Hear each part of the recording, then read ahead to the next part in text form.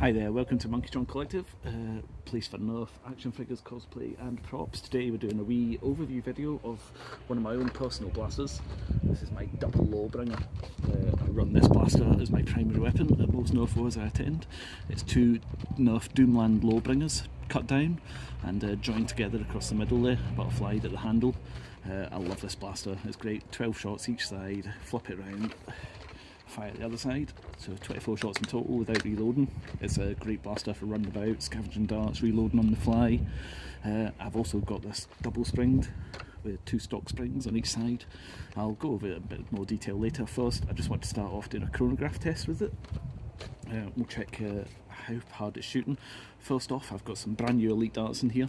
These came out of, my son got a Strata-Bow for his birthday a few days ago, just before Christmas, and these are brand new elite darts out of there, so I'm going to test these first. I'll do both sides, full 12 shots, so string of 24 shots each side, and I'll do some yellow kush darts as well. So I'll start off with these elite darts first, and we should get an idea of how hard this blaster's shooting.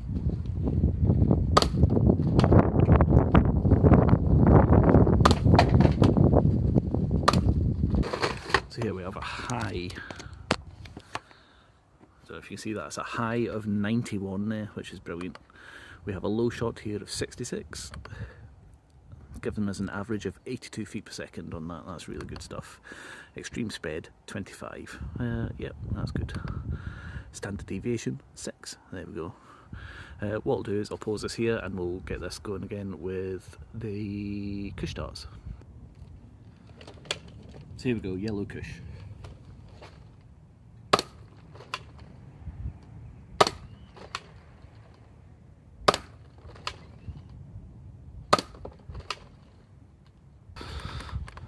Okay, so we have a high shot of 85 for the kush. We have a low shot of 58. We have an average of 74, it's quite a bit lower than those brand new elites, which I was surprised. Extreme spread of 27, it's quite wide, and a standard deviation of 7, so there we go. I'll cut the video here and we'll go back to the blaster overview. So here we are, welcome back inside.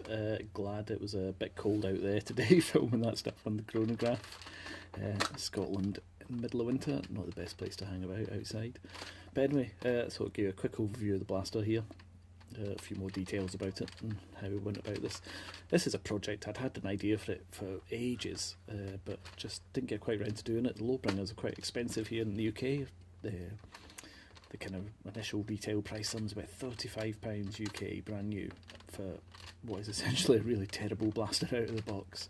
It was kind of hard to bring myself to spend that much money to do this mod, but eventually I found them. They were half price on Amazon. I got them. So basically, I picked up two of them for the price of one, which I thought may as well go for it then. We can get this mod done.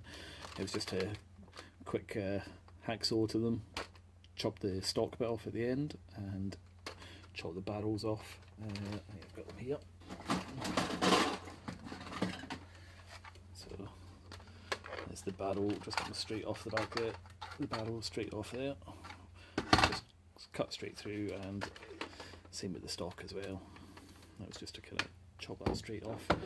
I initially just had them duct taped together for the very first. I was attending an Nerf war and I thought, let's go for it quickly, quick job. Just quickly duct taped them together. It was really wobbly and really unstable. So when I got home, I kind of redid it. So I took them apart, then hot glued the shells. So there's a ton of hot glue in the middle there. Just there's a big bit of dead space there, just behind where the spring seats. So loads of hot glue in there, and then I've got a couple of plastic braces going along here. There's a couple of bar. There's a plastic bar going across each side, and then just duct taped really tight around that. So it's now pretty solid. Actually, not going anywhere just now, but I am planning on giving this a paint job when I finally get it done. When I do that, I'll probably epoxy this properly, get some resin in there, and it should be nice and solid. Modification wise, I've left the air restrictor in, but I don't know if you can see in here, they've got double springs in there. So what it was the original stock spring from the Lawbringer, and I had a couple of stock hammer shot springs lying about because I had upgraded my hammer shots. So I had some stock hammer shot springs, which I popped in there as well. When these prime, They don't really prime. The spring gets nowhere near full compression. There's even still a bit of space in there. You can see that when it's compressed. I don't know if you can see in the light here. There's still a bit. There's still room. I could probably get a spacer on there as well and still squeeze an extra few feet per second out of that. But like I say, I've left the air restrictor in, so they are safe to dry fire. But anyway, the chrono data that I got was quite good. I was quite chuffed. I got an average of 83 feet per second with the brand new Elite darts. So I did a 30 shot string, took off the highest and the lowest. The highest was in the 90s, which is good fun, and the lowest was 66, I think, for the Elite darts. Then yeah, average of 83 for them. The Cush darts that I used, they weren't brand new Cush darts. They're pretty brand new. They've been used a couple of times, to be fair, but they're in good nick. They've only been shot around the house. They hadn't been out to a Nerf or anything, so they were still fairly good condition.